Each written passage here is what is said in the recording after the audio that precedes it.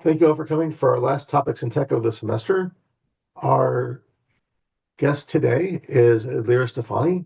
She is the Executive Director of Data Engineering and Data Management Applications at Bentley.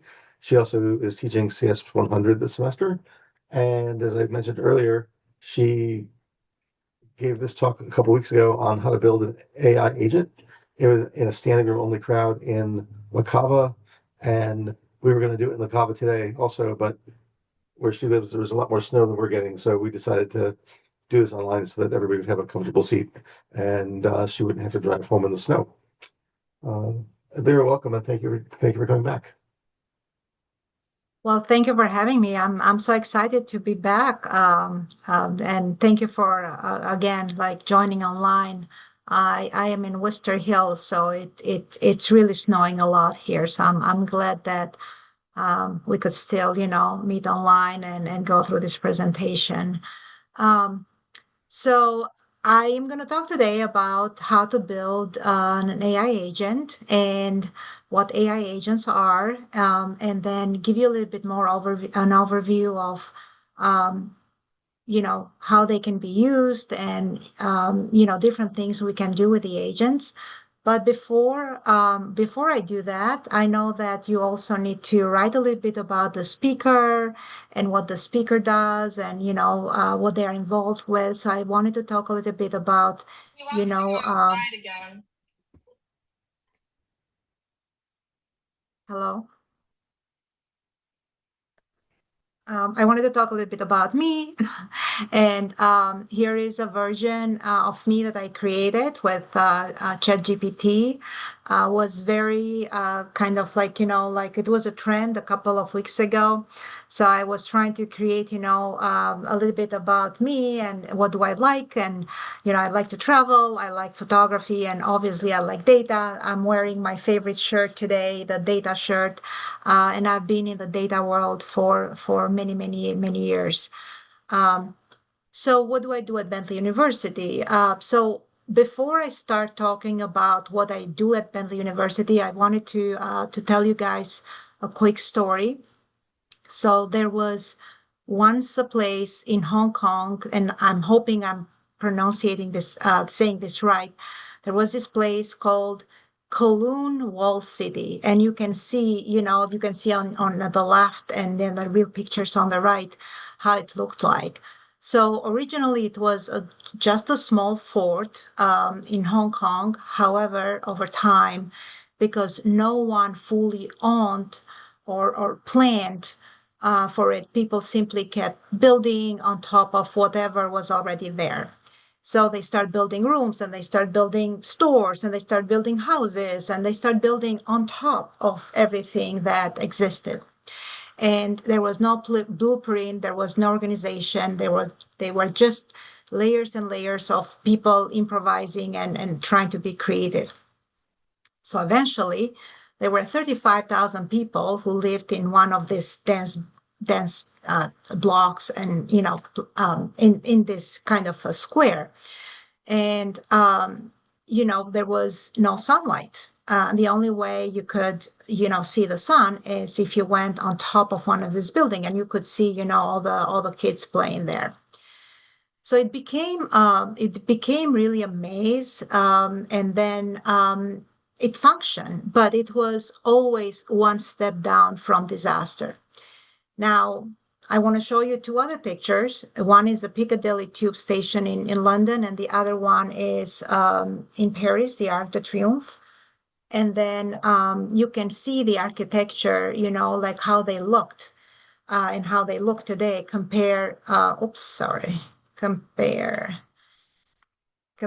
to this one, right? So what's different here? So where, as you see this picture, what comes to mind when you compare the two? Those cities were intentionally designed. The architect thought about, how everything flows. Like when you look at the Piccadilly circles, you can see that all the tubes, everything is underground. And then people and buildings are above ground. So someone thought about, like usability, someone thought about, architecture. And then because of that, their infrastructure has lasted for centuries and is still, it's still intact, it's still in place versus Kowloon City was destroyed and rebuilt completely. Why am I saying this? Why am I kind of giving you a little bit of, introduction into the story? I'm telling this story because data systems that I work and my team work with are no different. So if think about it, if we just start throwing dashboard and Excel tables and we build on top of each other and it's one thing on top of the other, databases here and applications there and all of it, it really it really becomes a chaos, and it's fragile, it's not functional, and it's very difficult to navigate. But when you design a data architecture like this, and what I'm trying to show here is, all the data pipelines should be underground. So my team, the data engineers, take care of building those data pipelines that bring data from all these different systems. You don't see that because it's underground. It's a lot of work that we do, but it's underground. Above ground, there are all the applications that you guys touch every day, right? Like you work with Workday, you work with Brightspace. When you came to Bentley University, you probably, submitted an application through Slate. And then we have governance, right? So we have rules in terms of how we use the data, who can access the data. We have different data owners. So we are trying to create this architecture and keep in mind that this is not a pile of tools, but we want to think of this data city as a well-designed city with a lot of architecture in place.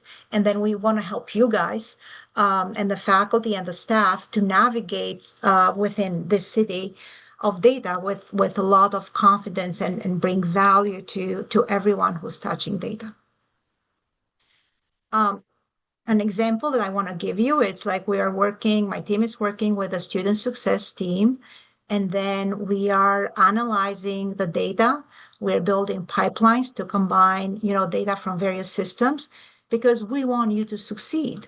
We want to help you. We want to figure out, what are some of the factors that help you and what are some of the factors that do not help you, and then take actions to help you guys succeed, as stay within the Bentley University. Now, I want to play this game before I start talking about AI agents, and I'm going to ask this question now, and I'm going to ask this question at the very end of the lecture. So think in terms of a task that you hate, a task that takes too long, and a task that an agent, let me move this up, could do for you. I created a Padlet. Hopefully it works. If you scan that, and I'm gonna share screen.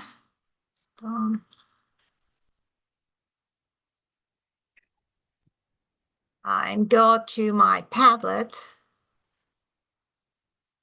Okay, so and tell me a little bit about, what is a task that you don't like to do, or a task that takes too long, or a task that an assistant, think of an agent as your assistant that you like to do.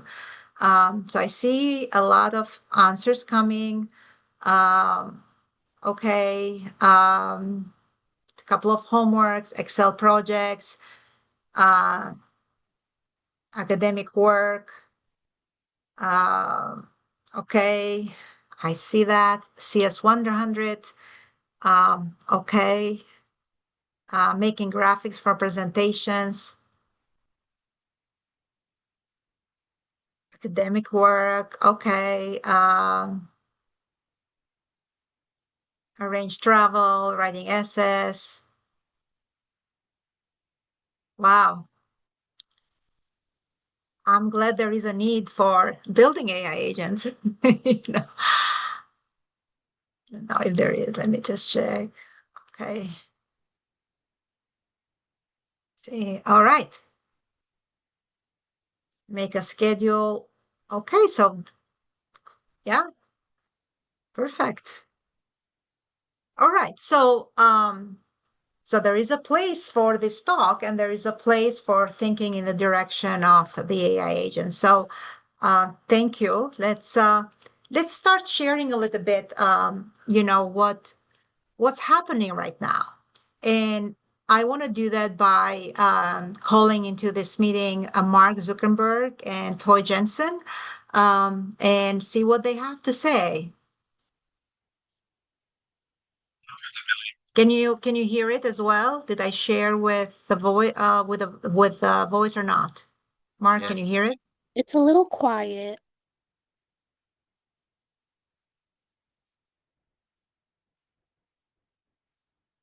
And let me just try and share one more time.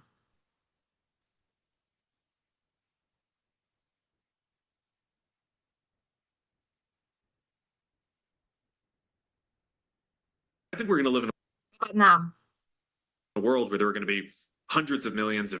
can you hear it?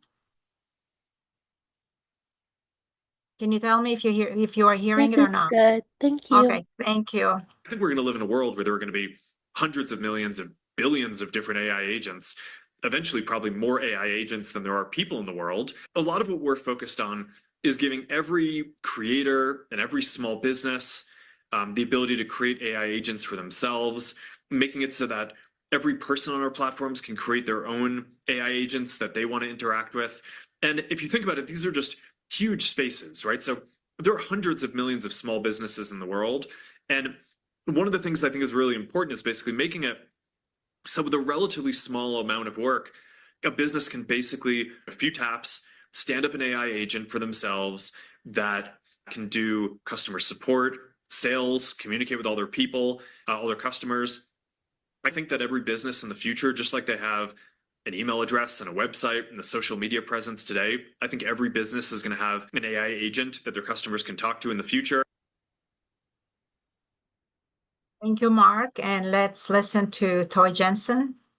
We would like to produce millions of these, billions of these. At NVIDIA, they're called Toy Jensens. They're going to run around and help you do things. So whatever you need done, your wish is my command. Artificial intelligence in its most general form is basically robotic. There's going to be digital robots. We call them agents. They have the ability to understand the meaning of your instructions, break it down into actions, use tools, retrieve proprietary information or whatever information it has access to, and perform the task and take action if necessary. The perceive, reasoning, and act, that fundamental loop is the loop of robotics.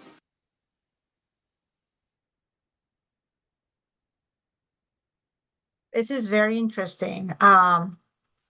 What do you guys think? Oops. Why did Amazon send me $20,000? Because I use Amazon. Any of you wanna comment how the future is gonna be with all these agents? What do you think? I see it as something that could be a great discovery. However, I'm concerned live in about a the world where environmental effects hundreds of millions and of. how having so many AI chatbots might affect our environment even more. Okay. That's a good comment, especially on the cost on the environment. Absolutely, that's something that we need to think about. We don't see, the what like I said before, what happened within the block, how much we are consuming in terms of resources. We only see a beautiful chat GPT or a large language model or a copilot. However, I agree with you, like, we have to be mindful and understand also, like the impact on the environment. Anyone else? What do you think of the future? Do you agree with Mark that there are going to be more AI agents that people in the world?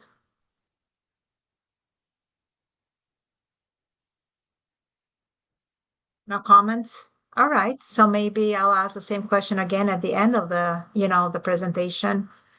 So let me go to the next one. All right. So technology.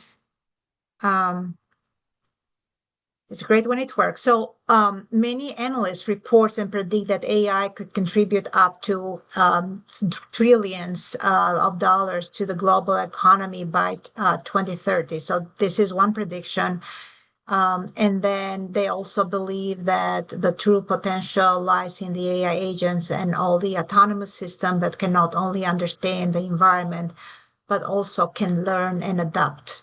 So these are the keywords, learn and adapt, right? So once you build something, an agent or any, even an algorithm, if they have the ability to learn and adapt, is this something that helps us? Is this something that we want to invest on, et cetera, et cetera? So lots of questions, but in simple term, when you think of an agent, there are many different definitions, but in simple terms, I will describe it as an assistant that can understand the environment around you, and then acts, does something.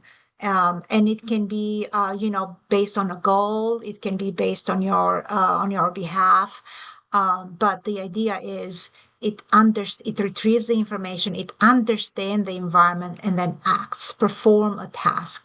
It can be many different tasks, like in the future or even now, actually, if you want an AI agent to book a vacation for you, right? All you have to do is have a conversation in terms of where do you want to go? What type of weather do you like? What type of challenges do you prefer? And then you could give a budget, and then you could possibly, if give a credit card if you have one, and just say, go and book it for me, right? Book all the airlines, the hotels. Here's the range, and here is the criteria, and then give me, the package, and all I have to do is just, go to the Boston airport and start my vacation. I don't want to worry about anything else. But do you trust something like that, right? Are we at the point that we trust, these AI agents to take all this task on our behalf and give them the credit card and do all of that? So yes, we are starting to, build some of these agents and starting, to think in terms of, creating. There is a new term called digital employee, or creating agents that, will automate a lot of tasks. However, there are a lot of other questions that we haven't answered yet.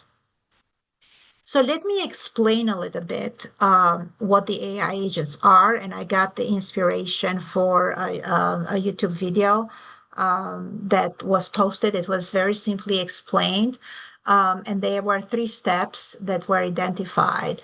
You all work with ChatGPT right now, and Copilot, or maybe you're using other large language models. So I want to walk you through, the difference between the ChatGPT AI workflow and then what an AI agent is. Let me go to the next one.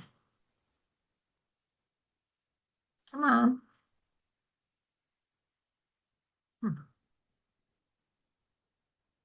So currently, the way we are using, or maybe we are all using ChatGPT or Copilot, we as a human interact with a large language model through a prompt, and this is our input. So we are, we prompt the ChatGPT or Copilot with something. For example, write an essay about Bentley University. What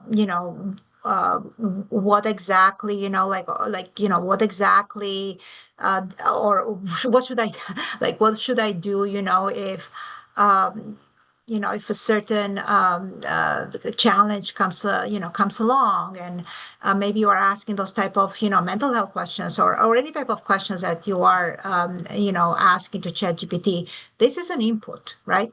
And then ChatGPT is going to respond in writing, and that's an output, or it's going to create an image or whatever, it's going to come up with, but that's an output. And this is passive, right? So every time you need something, you have to sit in front of your computer, write a prompt, and then wait for ChatGPT to give you an answer. You all do that day in, day out. However, what if I ask ChatGPT or Copilot another question? For example, when is my next meeting? What do you think is going to happen?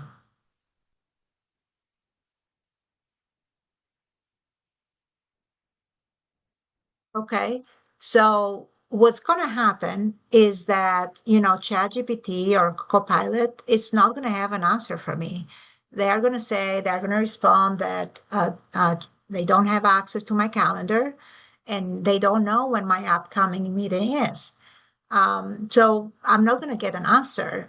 So ChatGPT is not helpful for me right now because it's not giving me an answer for something that I really need to know when my next meeting is. So a couple of things that come out of this type of exercise is that in terms of large language models, yes, they are trained on all this data, but they do not have knowledge about your own proprietary information. They don't know your schedule. They don't know your, if for example, at Bentley University, they don't know Bentley's data. They don't know your agenda. They don't know your thoughts. So they don't have access to your personal information or internal company data. And then the other thing is that they are passive. Unless you sit down in front of the computer and you prompt it with something, it's not going to respond to you. Nothing is going to happen. So how do I solve for that? What do I need to do? So one thing that I can do is connect the large language model, give the large language model access to my calendar, right? So connect this through tools and ask the same question again, prompt it again to be like, when my next meeting is, the large language model is going to communicate with my calendar, with my Outlook calendar or Google calendar, and then it's going to provide the output. So once I connect with different tools, now it's going to start expanding and it's going to start performing tasks that, normally with just a chat GPT, I wouldn't be able to do or provide the type of information. However, what if I ask another question?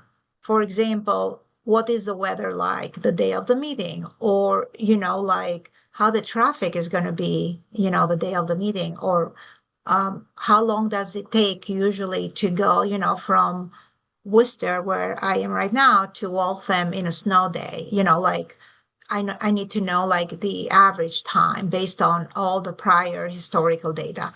It's not gonna know probably. So how do I solve for this now? Like, what are my options?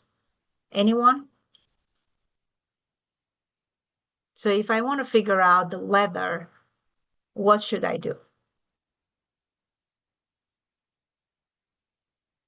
So one thing that I can do is I can connect the large language model with another application, which is the Weather Channel, or something else like traffic updates, whatever those applications are. And now ChatGPT or a large language model or Copilot is going to be able to answer those questions, right?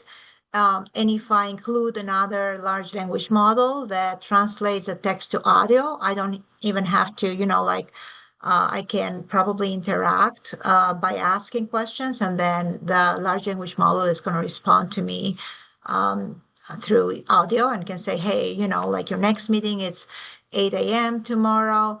It's going to be a sunny day, and usually it will take you an hour and 50 minutes. So, and I'll be like, okay, good to go, right? So now I have connected large language models with a couple of applications. So I am able to extend, the abilities of the large language model.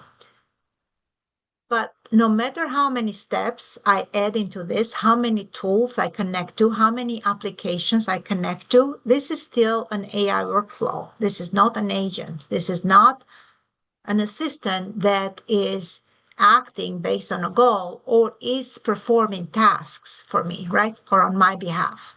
I, as a human, need to connect the large language models with all these tools. So this is an AI workflow.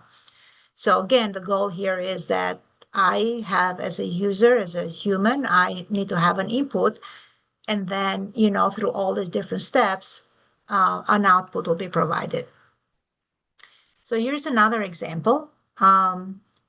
What if every week, I wanna, collect information from, all the activities that my team did during the week. And I want to put together a newsletter for my team to be like, to encourage them to say, here is what we did this week. We created a dashboard. We, created an agent. We did, we added value to, the student success team, all these activities that we did.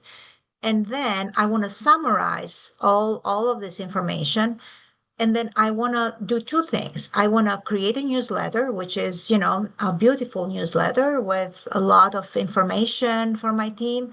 And also I want to create, a post for my team or a LinkedIn post, or I want to create, something that I can post on the team side to encourage my team, to say, good work, keep doing what you are doing. And then here's what we achieved last week.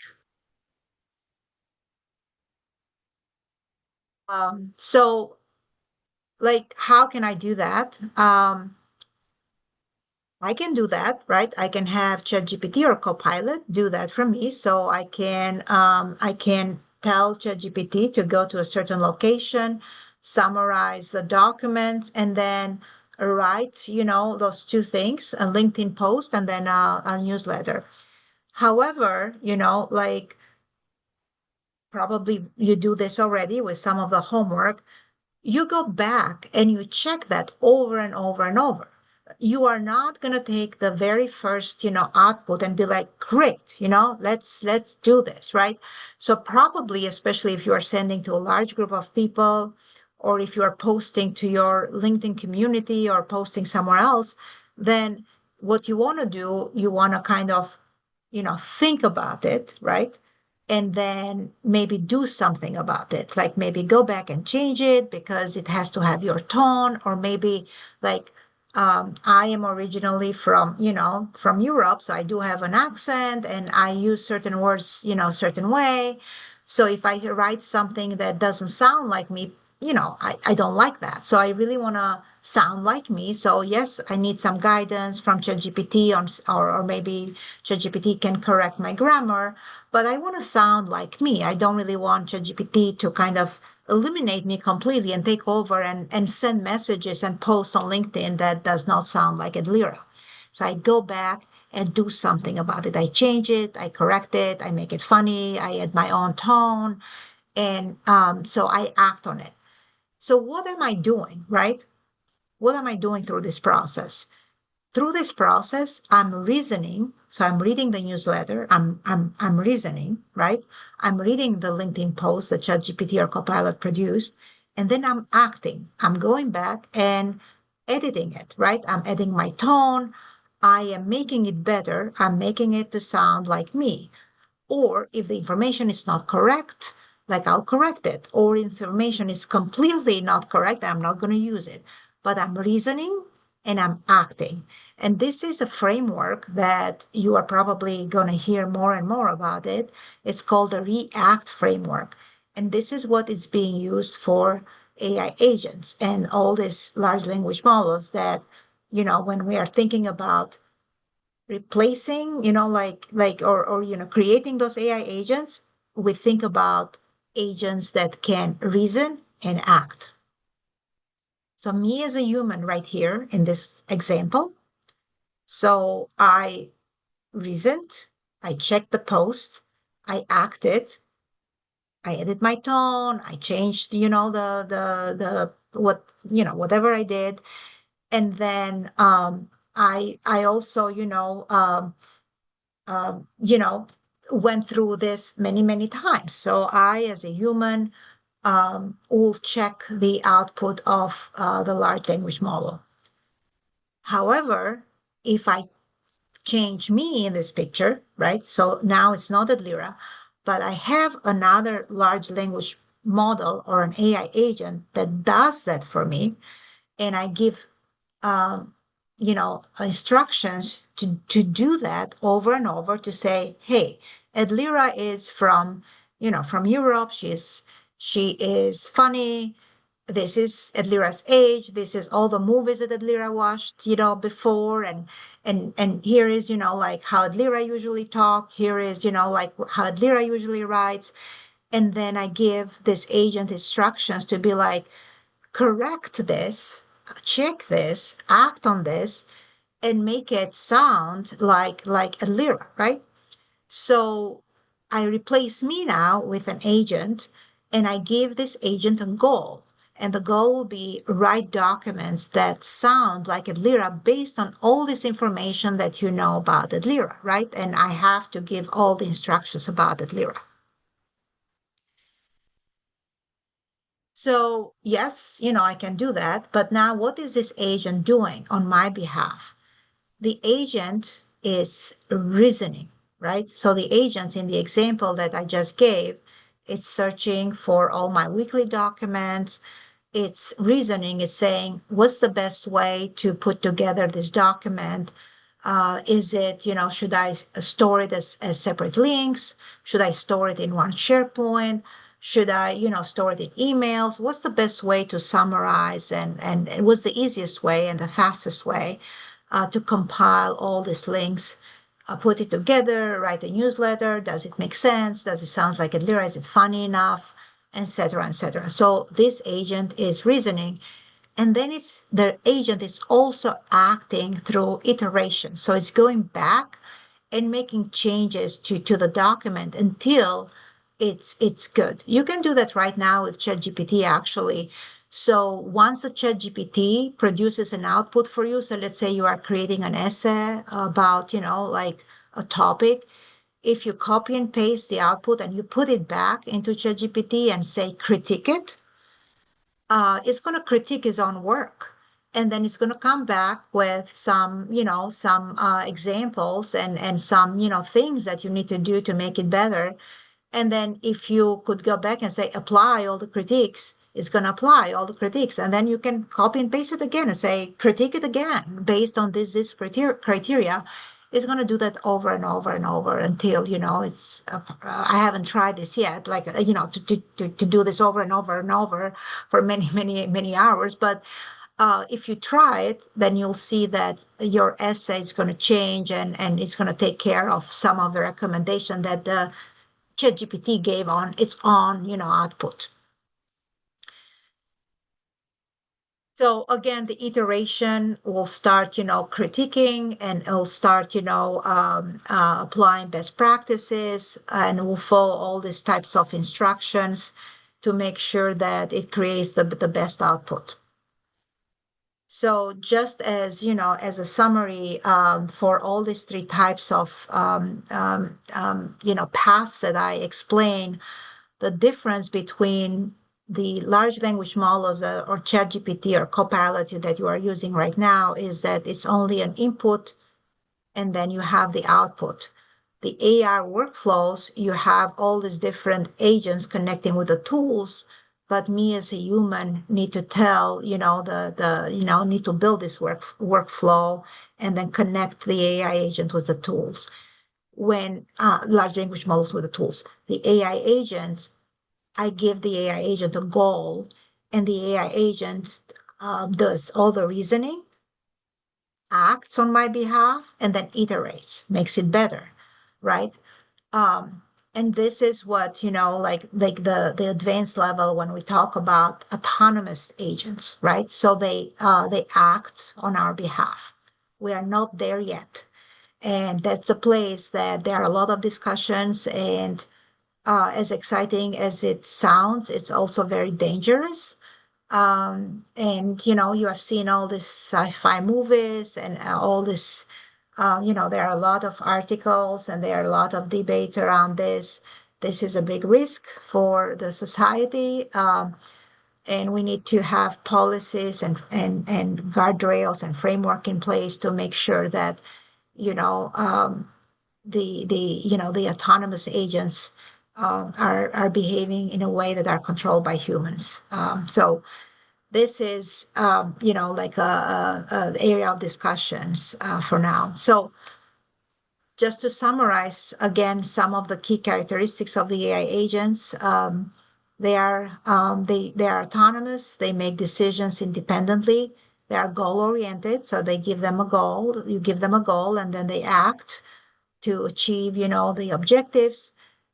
They improve over time from experience. They learn from the experience. They respond to digital or physical environments and then integrate with other systems and any AI models. So these agents also can communicate with each other. Once you have a travel agent and you have a weather agent and you have, like another type of agent, they can collaborate with each other. Think like, I get excited when I think about, I can have a data, like, like a database administrator as an agent, because the database administrator, it's more like some role that someone has to kind of create tables and manage the tables and all, which is not as exciting, right? Like it's more like a routine and task that someone needs to do. So I'm like, great, if I can have, an agent that can do that, or if I can have an agent that is waiting for or listening to errors, because when my team like handles errors that may occur in data, but the errors may occur 6 a.m. in the morning, 5 a.m. in the morning, 12 p.m. at night. And we only work 8 hours a day. So if I have, an additional agent that possibly is catching the error, correcting the error, then I can free up my team to do more, meaningful work and not just, kind of get up at 5 a.m. and correct the data error. So those are some of the things that I get excited when I think about AI agents. But again, there are many, many, many other opportunities that AI agents can, kind of help us with. And with this being said, I want to start doing a demo. Before I go any further, do you guys have any questions or any thoughts, any ideas, anything on your end?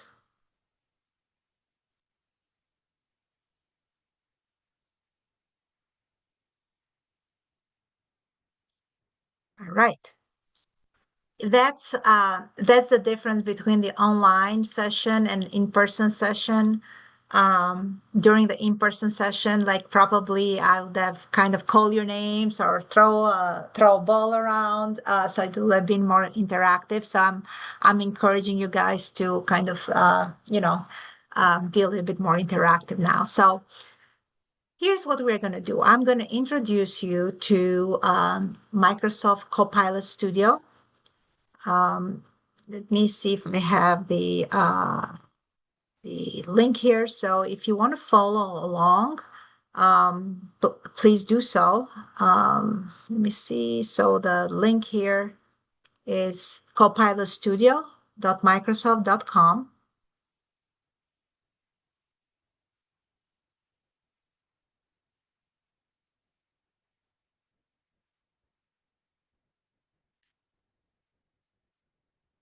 Once you get here, you will see this window.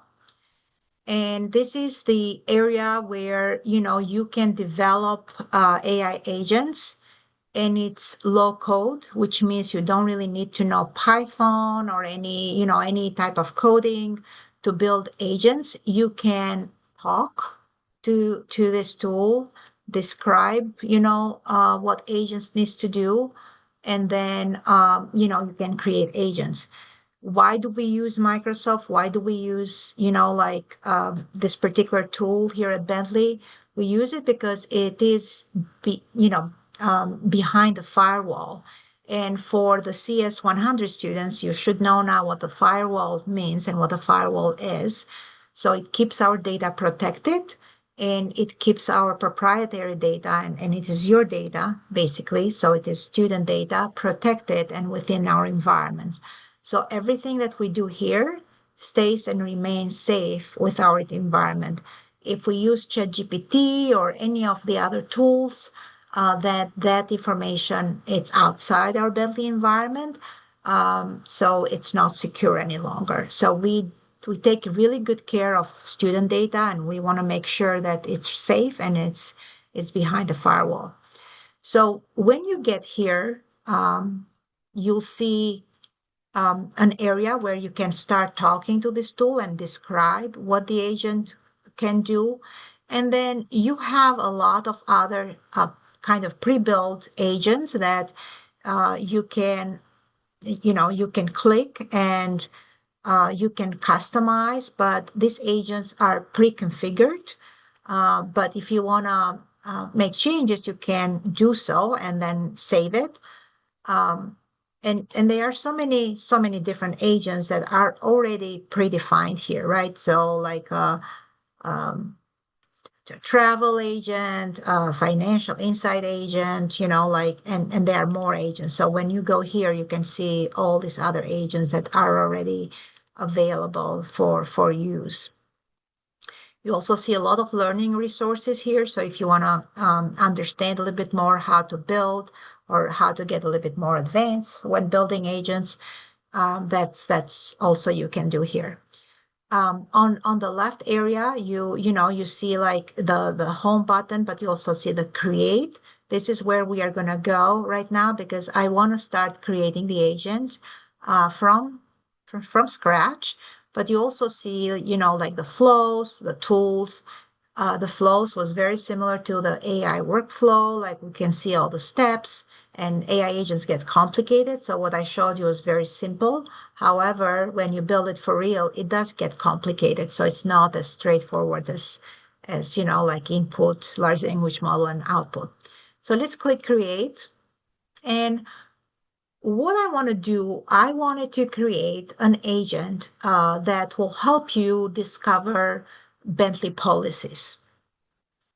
So I want to make sure that I have a chat bot where I can, like students can interact with an agent, and then you can ask questions about Bentley's policies. For example, like missing classes, different grades, taking or retaking a class, like withdrawing from a class, all these policies that sometimes, like they are many documents, and sometimes they're stored on the website, sometimes they're not, sometimes they're emails. But I wanted to create an agent that I can chat, and then the agent is going to give me the answer without me spending so much time trying to go through all these different various sources where the policies are. And for this example, I wanted to use the Bentley website. So Bentley has a website for the academic policies and procedures, and you can see all these links here, like the academic engagement, attendance policy, honors and awards, academic integrity. So it's a large document. There is a lot here. So if you are trying to figure out something, then you have to go and read, and go and try to kind of figure out where that information is and interpret it and all of that. So I want the agent to go to this website and answer any question that I have as a student. Okay, so I'm going to go here and create a new agent.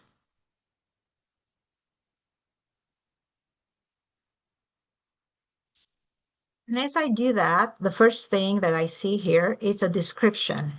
The more clear you are with the description, the better the agent is going to work. So what I wanted to do here, I created a couple of prompts here. So I wanted to create an agent that it's student facing for Bentley University, and it is clear, accessible, simple, and that's all I wanted to do for now, because I'm new, I'm not sure how the agents work, so this is where I start. So I'm clicking OK, and I'm waiting. So on the right side, you have the testing area, so you can test the agents, as as you are building it as well. So the next thing that I see here is that, okay, like started, creating rules and procedures for my agents automatically. And then it's asking me if like for a name, like how do I want to call this agent? So I want to call it policy guide or policy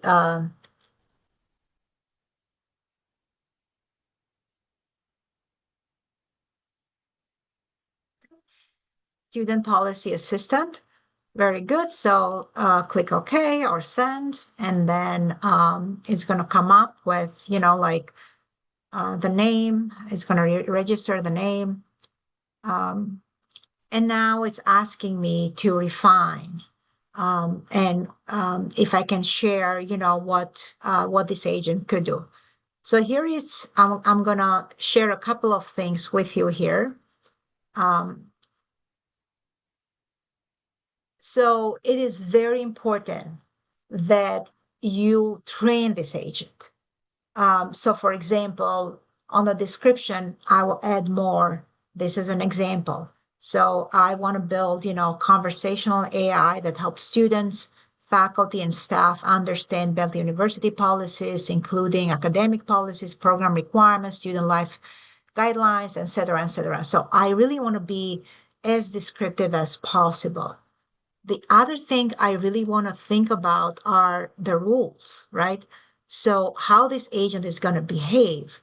And I wanted to give clear rules. So I want to say always base your answers on official policy text, not personal interpretations. We do know that, agents and all these large language models sometimes hallucinate, or they have information that does not pertain to Bentley. So we want to make sure that it's using Bentley's policies. We also want to make sure that it's clear, the answers are clear, student friendly, etc. So we want to give these agents rules. The other thing that we want to do, we want to make sure that we create a fallback message. What does it mean? That means that if a student could not, or the agent could not find, could not find an answer to the particular question, it's not gonna, like it's gonna respond. It's gonna let you know, like exactly, like what happened. Or it can say, hey, I don't have access to this particular document, but it is going to respond back with a fallback message in case, the particular action cannot be performed because there are limitations on the system. For example, if I go right now and ask, I don't know, like, what are the grades of my, of the other students in the class? Well, it's not going to give you that answer, right? Because probably, if I build this, we don't have an agent like that, but if we build an agent like that, we have to restrict the agents to answer, only questions regarding the particular person or to the particular data set, et cetera, et cetera. So we have to make sure that, we have security in place, but also a fallback message when we communicate. And the other thing are guardrails, right? What the agents may not do, cannot do and must do, right? For example, you may not invent policies not found in the knowledge source. You may not provide academic, legal, medical, mental health, financial, or any visa advice. You may not offer personal opinions or interpretation. And then, other things that are guardrails. And then what you must do, right? Like keep answers, for example, helpful, concise, and aligned with the official document. So these are all things that when you, I'm sharing.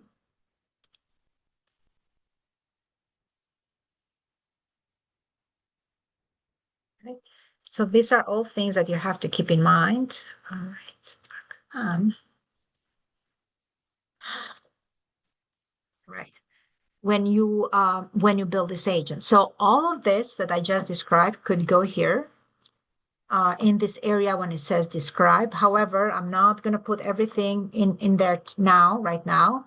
So I'm going to go ahead and just say create agent. So I'm going to skip, a little bit, adding more instructions right now. So I just want to go ahead and create the student policy assistant. So it says the agent is now set up as student policy assistant to help make Bentley University policy simple, clear, and accessible. And then I'm gonna go to the agent itself. So I'm going back to, the agents, and now when you come here, you see two screens. One is the overview, and this is what we just did. So here are the details. The student policy assistant, here is a description. You can select the agent model. So right now, I'm using GPT 4.1, but I can use GPT 5. And then you can see all these other, elements here, the instructions that are self-created. I didn't give any instructions, but Copilot created all the instructions. It says serve as a student-facing assistant, provide clear, concise, and accessible explanations, et cetera, et cetera. And the other thing that I have here is the knowledge. What does it mean?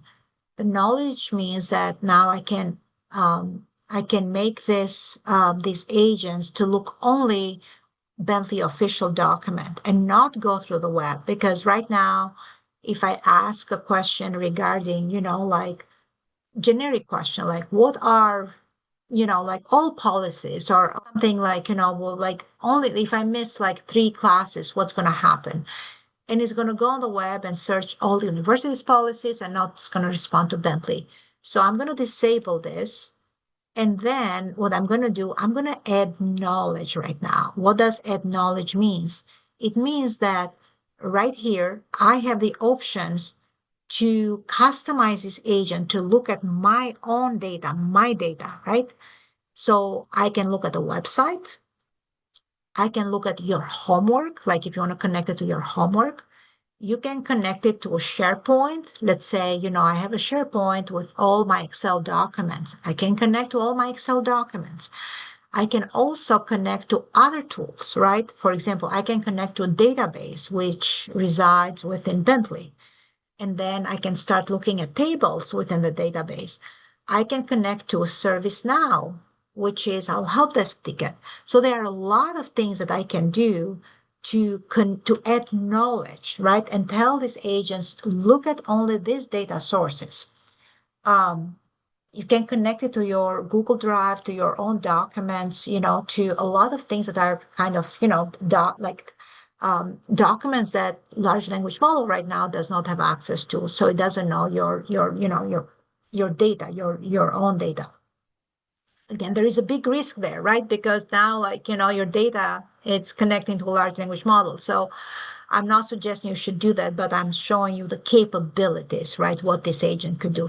So I'm going to connect to the website, and I'm just going to copy copy and paste the link from Bentley's website. And I'm going to go and enter the link here and click add. And then I know how to remove this. I'm going to add this to agent.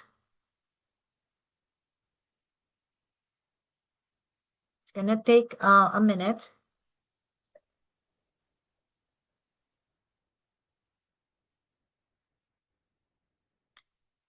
And now you can see here that it added, like the catalog, the Bentley catalog. I can also add, like I said, Word document, Excel documents, other databases and all. I'm gonna disable this one so it doesn't do the web search, and it only checks documents, Bentley documents, and especially Bentley website. And let me test it now. Like I'll say, I missed half of my classes. What should I do?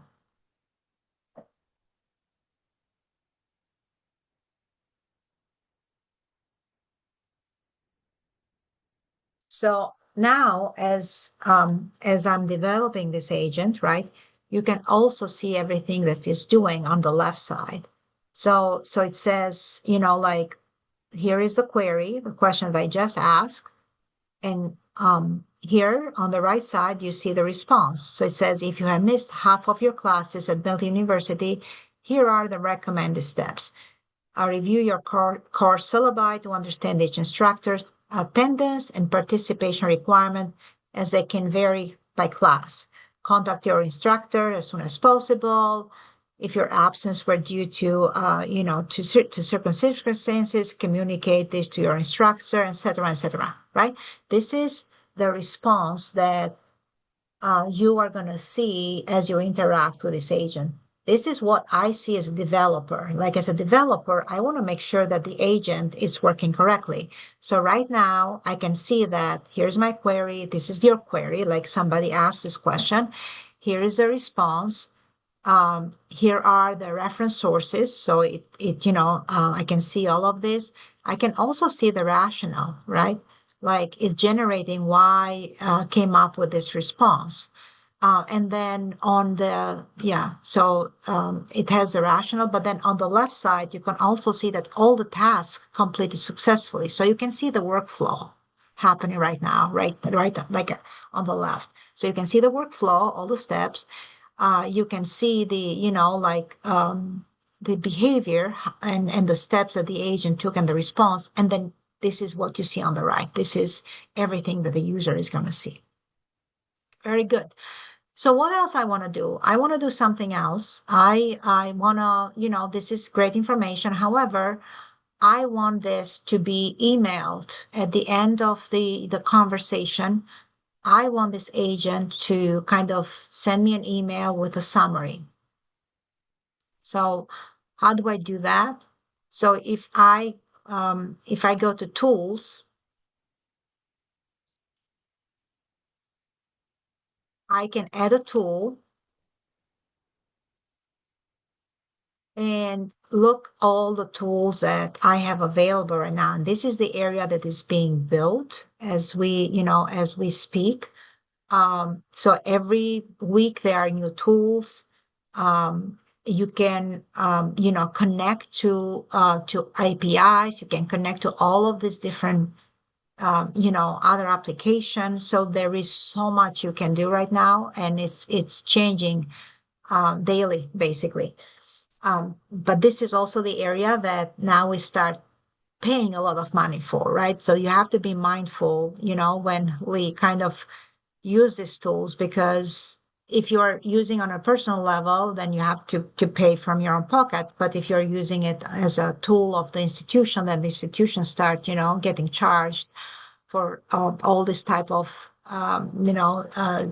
using all these different extra tools. There are licenses required. There is agreements that are required. There is security that is required, etc. Right now, going back to my goal, what do I want to do right now? Right now, I wanted to create email the summary of this conversation to me. So let's start typing email and see what's available out there.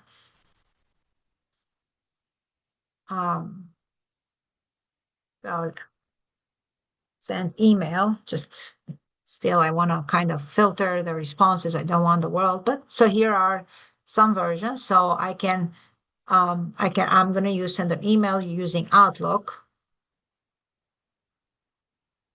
And it's asking me to add a configure. So I'm going to add a configure. Now it's configuring, it's connecting with my Outlook.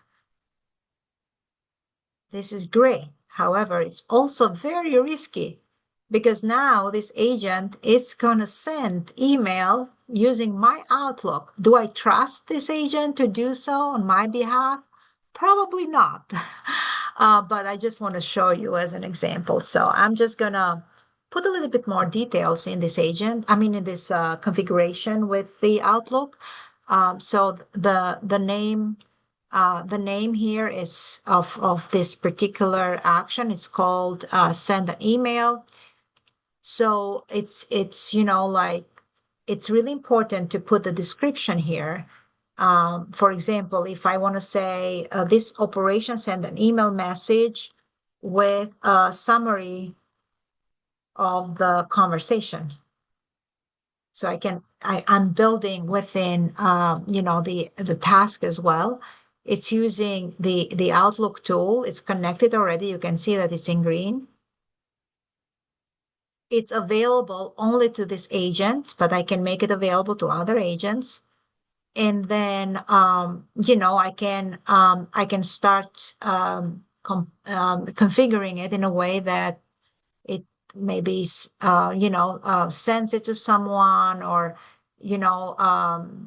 kind of hard code it to be like only send it to Mark or only send it to Edlira, or I can start adding a lot of functionality. I don't want to change any of that because right now the agents dynamically fill the subject and uses the body of the message to kind of configure this. But I want to change the subject, and then I just want to make it a custom value, and the subject is going to be policy question. So the email is going to come through me as a policy question, and then I'm going to save this, right?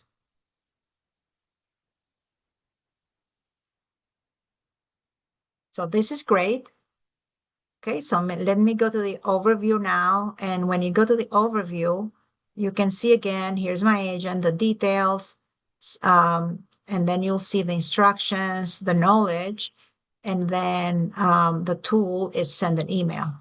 Now, the other thing that I want to do, I want to change the instructions here because, I want to instruct the agent to send an email. So I have this text that I want to include here. So right here, I'm going to edit the instructions. At the very end, I'm going to say, when replying to an inquiry with information from the Bentley University's policies, ask if the user would like to receive the information in email. If the reply is affirmative, use the action send an email. And I bolded this one because send the email is, what I did right now. So I connected that with the agent and send the response, and the email should include a friendly greeting at the beginning and a friendly sign off at the end. Do not include citations in the email. All right, I'm going to save this. Let's give it a try. And I created a test email, which is CS 100 tests. So let me test this now. And I'm going to say, I missed half of my classes. And I want to retake the class. What should I do?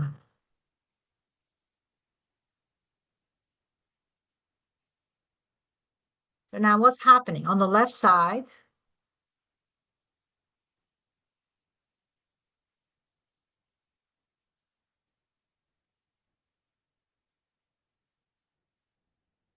okay. So in the left side that you see like the two steps, and then on the middle, you see, like the references, the rational, everything. And then on the right, it's asking me, it gave me the answer, and it says, would you like to receive this information in an email? Because I instructed now the agents to ask me if I want this in an email. So, and I'll say yes, right?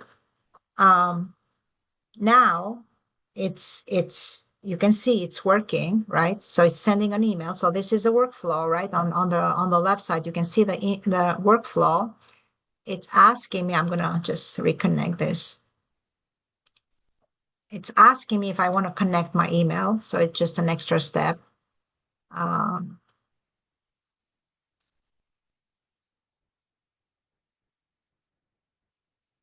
So like I said before, this is good, but it's also very dangerous, especially if I let this agent act on my behalf. So now let me retry.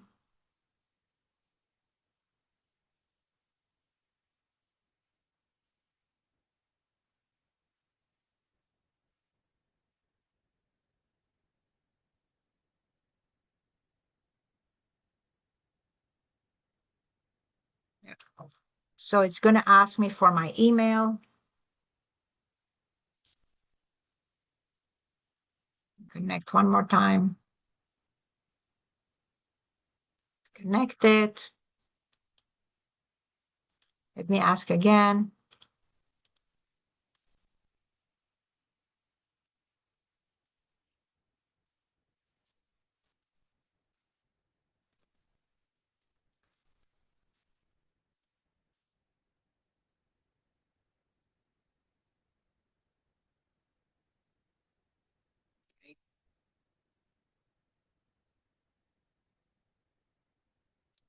It's responding.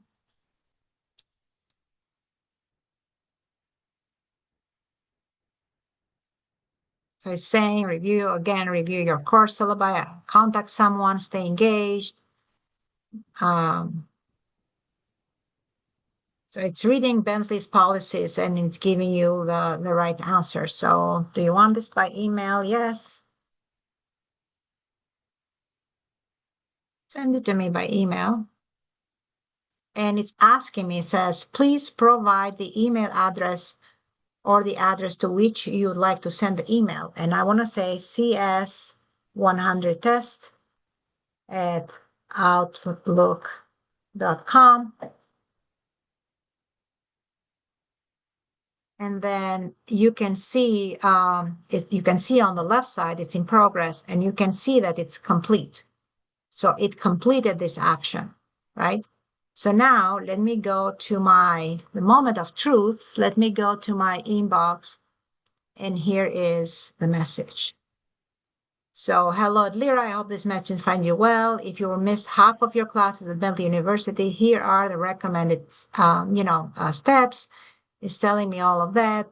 And then it's ending with best wishes, Bentley University Student Policy Assistant. It's saving because I instructed already to have like a nice tone and start with a friendly opening and, and end with greeting as well. So the last step I have to do right now is, like on this agent is to publish this agent. And if I publish this agent, I really need to be very careful because, and he's going to ask me saying like, you are connected to your email, right? Like it's connecting and it's behaving like Edlira. So if I start, kind of using this or sharing this with others, then the email address that I have in file, it's gonna kind of replace me. So I don't want that. However, I want to publish so you can see how it looks like. But the last step after I publish this is, to share it.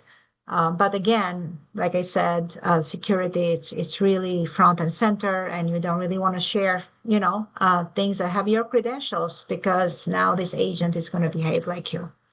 It's going to take a moment, but now it's published. So if I go to my home, and then here is the student policy assistant. And I can start, I can start share this and use it. Yeah, here is your first agent. I'm going to delete it right after this meeting because I want to make sure that this agent does not have power to send email on my behalf. But this is like a quick demo of how you could build an agent. Now, with that being said, and I'm going to stop sharing. I want to get back to the big room.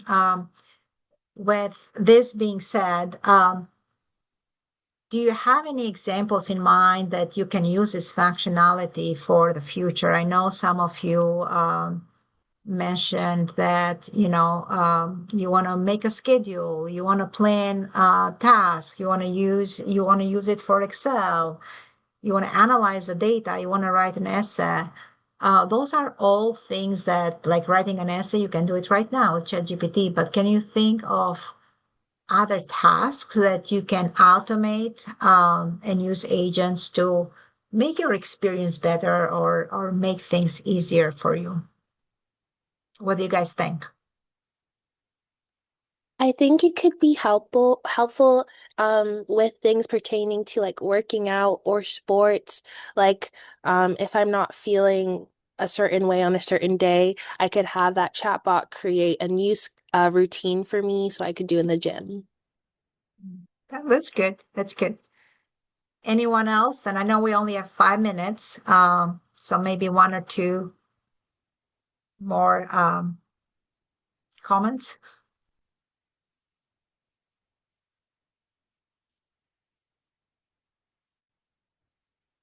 Okay, coming up with recipes with ingredients.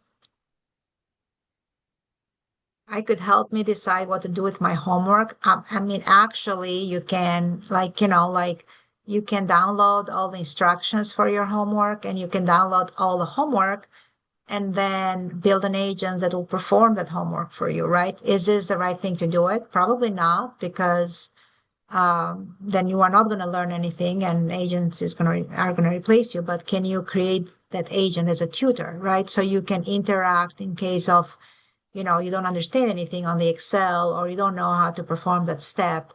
And then the agent can help you and guide you on, like how to perform that step.